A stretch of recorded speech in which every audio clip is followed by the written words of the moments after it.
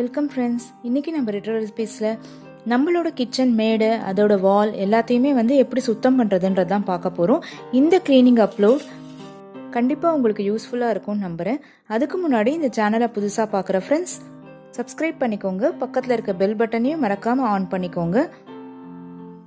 அப்போ எல்லா அப்டேட்ஸும் உங்கள் நோட்டிஃபிகேஷனுக்கு வரும். மார்னிங் குக்கிங் வேலையெல்லாம் முடிச்சதுக்கப்புறம் இப்படி தான் கிச்சன் இருக்கும். இந்த கார்னரில் லஞ்ச் பிரேக்ஃபாஸ்ட் எல்லாமே நான் எடுத்து வச்சுருக்கேன். இப்போ இது எல்லாத்தையுமே வேறு இடத்துல எடுத்து வச்சுட்டு எப்படி அதை க்ளீன் பண்ணுறதுன்றதை பார்க்கலாம். ஃபுட் பார்ட்டிகல்ஸ்லாமும் ஸ்பில் ஆகிருக்கு பாருங்கள். நம்ம எல்லாருமே மார்னிங் ரொம்ப ஹரிபரியாக தான் இந்த ஒர்க்கை பண்ணுவோம். ஆஃபீஸ் கோயர்ஸ்னால் கேட்கவே வேண்டாம், இன்னும் அவசரமாக தான் செய்ய முடியும். வாங்க, மெஸ்ஸியாக கிச்சன் இருக்கிறதையும் ஆஃப் அன் ஹவருக்குள்ளே நம்ம ரொம்ப நீட்டாக ஆக்கிடலாம்.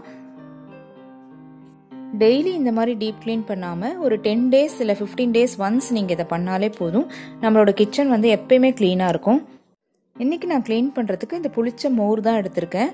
இது கூட 1 to 1.5 டீஸ்பூன் பேக்கிங் சோடா சேர்த்துக்கலாம்.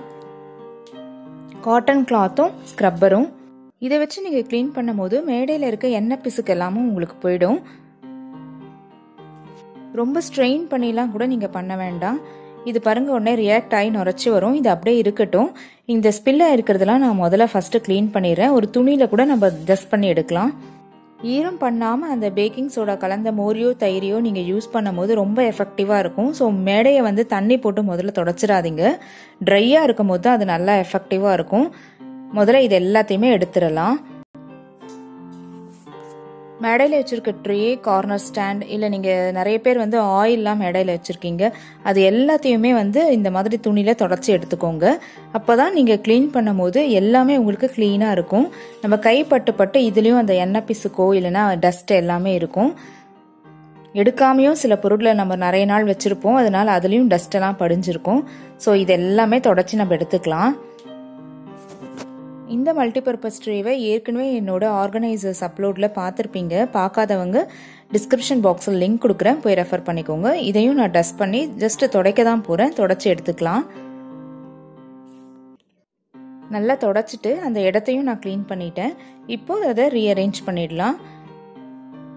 எது உங்களுக்கு ஈஸியாக இருக்குமோ அந்த மாதிரி அரேஞ்ச் பண்ணி வச்சுக்கோங்க. யூஸ் பண்ணுற ஹீட் பேட்ஸ் எல்லாத்தையுமே தொடச்சி வச்சுக்கோங்க. ஸ்டெயின்லெஸ் ஸ்டீலாக இருந்தால் நல்லா வாஷ் பண்ணியே வச்சுக்கலாம். ஸோ கார்னரில் நீங்கள் என்ன வைப்பீங்களோ அந்த பொருள் அதே மாதிரி அது இடம் எல்லாமே தொடச்சிடலாம். இப்போ இது எல்லாத்தையுமே எடுத்துடலாம் கார்னர்லேருந்து. இந்த ப்ரஷ் யூஸ் பண்ணிங்கன்னா ரொம்ப ஈஸியாக இருக்கும் இதெல்லாம் எடுக்கிறதுக்கு. எடுத்தாச்சு பாருங்கள், க்ளீனாக இருக்குது. கேஸ் ஸ்டவோட லெஃப்ட் ஹேண்ட் சைட் மட்டும்தான் இப்போதைக்கு க்ளீன் பண்ண போகிறோம். எல்லாத்தையும் மொத்தமாக எடுத்து கீழே வச்சு அந்த மாதிரி க்ளீன் பண்ணிங்கன்னா ரொம்ப கஷ்டமாயிடும்.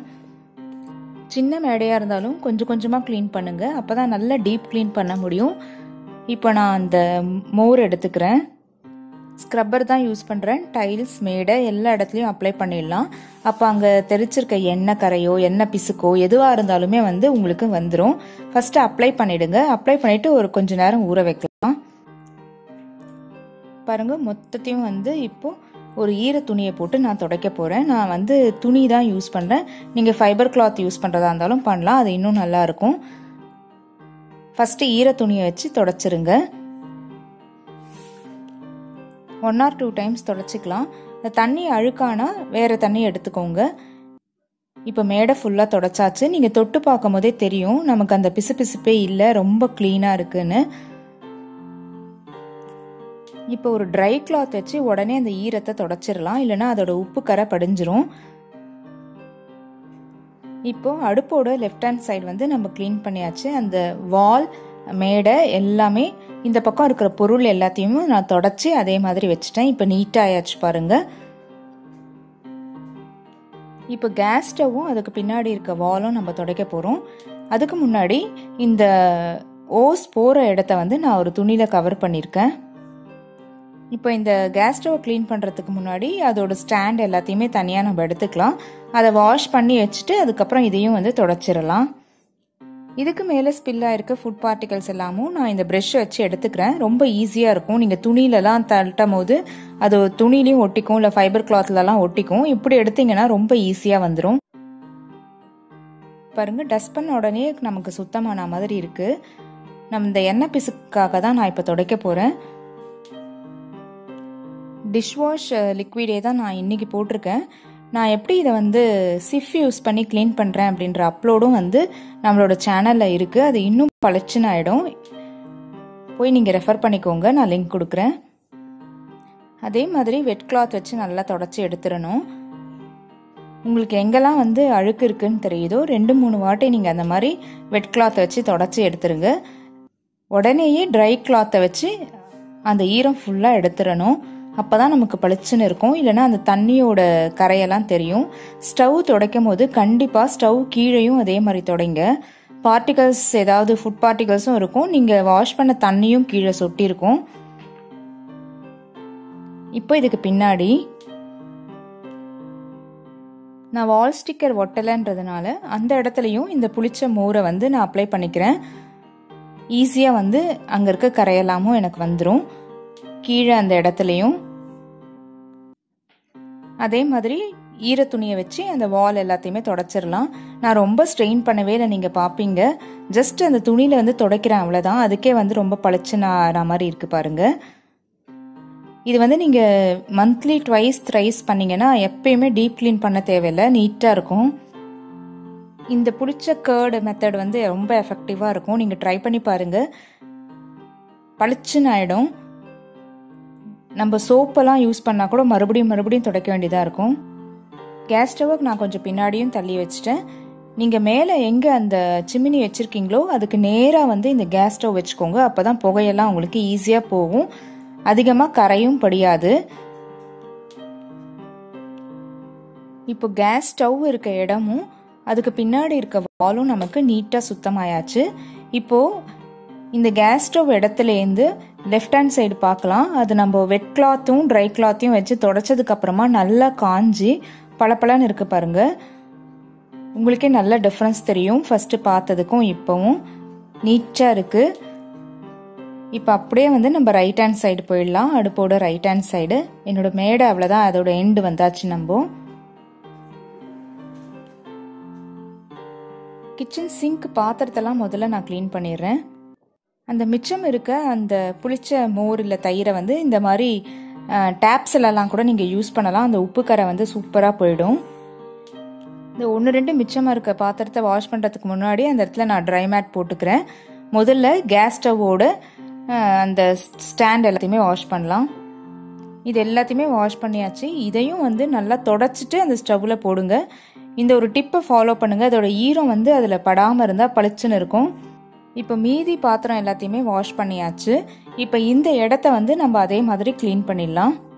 முக்கியமாக நம்ம டெய்லி குக்கிங்காக வச்சுக்கிற தண்ணி பாத்திரத்தையும் வந்து வாஷ் பண்ணிக்கோங்க. அதே மாதிரி யூஸ் பண்ணுற இடிக்கு வெயிட். இப்போ இந்த இடம் வந்து எனக்கு சிங்கோட எண்டுன்றதுனால நான் ஃபர்ஸ்ட் அந்த கேர்டை வச்சு தொடச்சதுக்கப்புறம் ஈர துணிக்கு பதிலாக அப்படியே தண்ணியை போட்டு தள்ளி விட்டுறேன். இப்போ டேப்பும் பாருங்கள் வெட் கிளாத்தில் தொடச்ச உடனே பளபளன்னு இருக்குது. அந்த தயிரையும் பேக்கிங் சோடாவையும் தனியாக நீங்கள் இதுக்காக கூட மிக்ஸ் பண்ணி யூஸ் பண்ணலாம். எல்லா டேப்ஸ்க்கும் யூஸ் பண்ணலாம். இந்த மாதிரி இடத்துலலாம் மட்டும் கொஞ்சம் நீங்கள் நிறைய சேர்க்கணும். நல்லா புளிச்சு அதாவது சாப்பிட முடியாமல் வேஸ்ட் பண்ணுறதை வந்து இந்த மாதிரி நம்ம யூஸ் பண்ணலாம். நான் கிளாத் யூஸ் பண்ணதுனால மைல்டு ஹேண்ட் வாஷ் சேர்த்து அதை ஊற வச்சிருக்கேன். அதையும் வாஷ் பண்ணி க்ளீன் பண்ணி வச்சிருவேன். இப்போ எல்லா இடமும் தொடச்சதுக்கப்புறம் இந்த ஓஸ் போகிற இடத்துல வச்சிருந்த துணியையும் நான் ரிமூவ் பண்ணிடுறேன். இப்போ பாருங்க, ஃபுல்லாக பார்க்கலாம் லெஃப்ட் சைட்லேருந்து எப்படி நம்ம மேடையை க்ளீன் பண்ணியிருக்கோன்னு. அதோட வால், மேடை, நம்ம யூஸ் பண்ணுற லெஃப்ட் கார்னர் ஸ்டாண்ட் எல்லாமே சேர்த்து தொடச்சாச்சு. அதே மாதிரி கேஸ் ஸ்டவ்வுக்கு கீழே, கேஸ் ஸ்டவ்வுக்கு பின்னாடி இருக்க வால், கேஸ் ஸ்டவ் க்ளீன் பண்ணும் போது அதோட ஸ்டாண்ட்ஸ் எல்லாத்தையுமே நம்ம கழட்டி க்ளீன் பண்ணி போட்டாச்சு. அதே மாதிரி ரைட் சைடும் நான் குக்கிங் வாட்டர் வைக்கிற இடம் அது, அந்த வெசல்லாமும் நான் வாஷ் பண்ணி வச்சிருக்கேன்.